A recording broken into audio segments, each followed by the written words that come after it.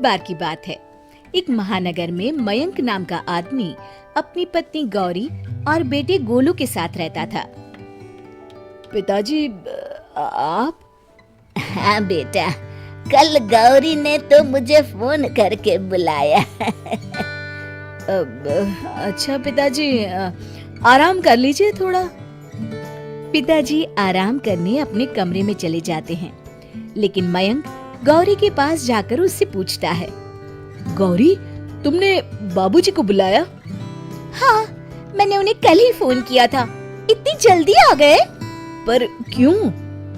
गोलू को स्कूल ले जाना, लाना, सब्जी लाना, किराना लाना, पौधों में सुबह शाम पानी डालना, ये सब न तुम्हारे बस का है न मेरे। और इस महंगाई में नौकर रखना तो जैसे पॉसिबल ही नहीं है। हाँ, और नौकर पर इतना भरोसा भी तो नहीं कर सकते। हाँ, तभी तो। अब गोलू का ज्यादा समय दादाजी के साथ बीतने लगा। एक दिन मयंक ऑफिस से बड़े गुस्से में लौटा। ये टीवी इतनी तेज कौन चला रहा है? चौराहे तक आवाज जा रही है। और ये बीच कमरे में चप्पलें क्यों पड़ी है? रखने की तमीज नहीं है। मैं अभी हटा देती हूँ। तुम क्यों हटाओगी? जिसकी चप्पल है वही हटाएगा। बाबूजी, बाबूजी! अरे, ये बाबूजी की चप्पल गोलू ने ही पहनी थी, उससे छूट गई होगी। वो तो बच्चा है, बाबूजी तो हटा सकते थे ना।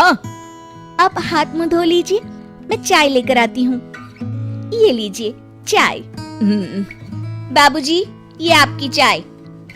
तभी पीछे से गोलू दौड़ते हुए आता है और दादाजी के गले में हाथ डाल देता है। अरे अरे गोलू, बेटा जल ना जाए हाथ। राम गोपाल जी ने चाय का कप दूर तो कर दिया, पर झटका लगने से वो गिरकर टूट गया। ओ, ये क्या किया बाबूजी? क्या हुआ बेटा? क्या हुआ? और तुम्हें तमीज है कि नहीं? बाबूजी को स्टील के गिलास में चाय देनी चाहिए थी ना। आप ठीक कहते हैं जी, आज से बाबूजी को स्टील के बर्तनों में ही खाना दूंगी। बेटा बहू का वार्तालाप सुनकर राम गोपाल जी की आंखों में आंसू आ गए और वो बालकनी में जाकर बैठ गए। दादाजी, आप रो रहे हैं? नहीं बेटा, मेरी आंख में कचरा चला गया है। इतना कह के वे वहाँ से चले गए। अगले दिन, बाबूजी, खाना लग गया है, खा लीजिए। अभी आया। डिनर में टेबल पर स्टील के बर्तन देखकर गोलू पूछता है, मम्मी, मैं इन बर्तनों में खाऊं? नहीं बेटा, ये लो स्टैंडर्ड होते हैं।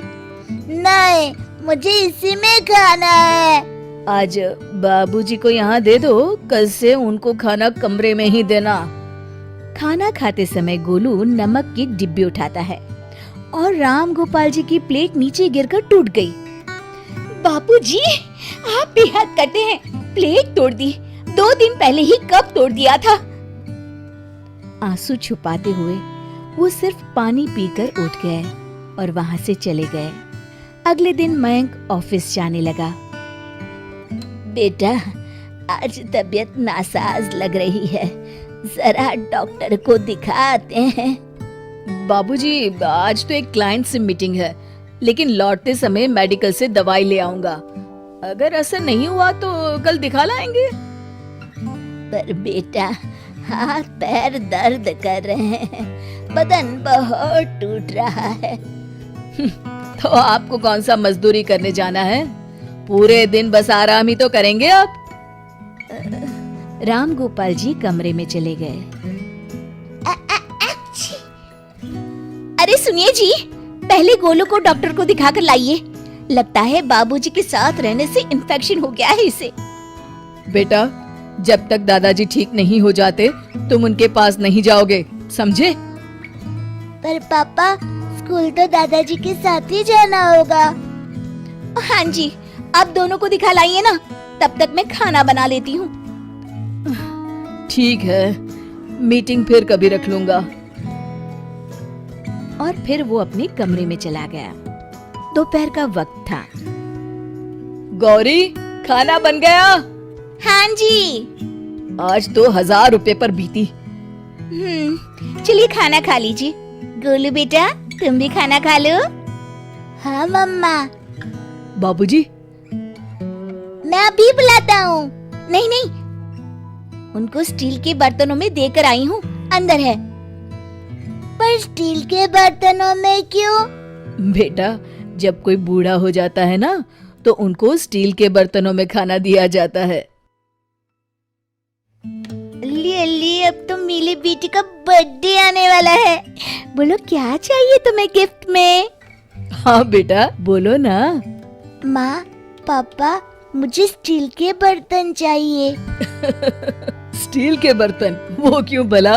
वो इसलिए कि जैसे ही आप लोग बूढ़े हो, मैं फौरन आपको उन बर्तनों में खाना देने लगूंगा। फिर मैं और आपकी बहू आपकी ऐसी बेइज्जती ना करे जैसे आप लोग दादाजी की। ये कहकर गोलू रोने लगा। गौरी और मयंक उसकी बात सुनकर सन्न रह जाते हैं। मयंक जल्दी से कमरे की तरफ दौड़ा और बाबूजी के पैर पकड़कर बोला, बाबूजी मुझे माफ कर दीजिए। बाबूजी को अपने साथ टेबल पर बिठाया और खुद ही उसे खाना परोसने लगा। शिक्षा, हमें अपने माता पिता का और बड़ों का हमेशा सम्मान करना चाहिए।